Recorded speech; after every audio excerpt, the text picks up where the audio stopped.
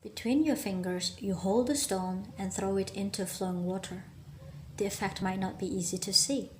There will be a small ripple where the stone breaks the surface and then a splash muffled by the rush of the surrounding river. That's all. Throw a stone into a lake.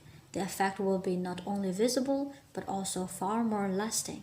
The stone will disrupt the still waters, a circle will form where the stone hits the water, and in a flash, that circle will multiply into another, then another.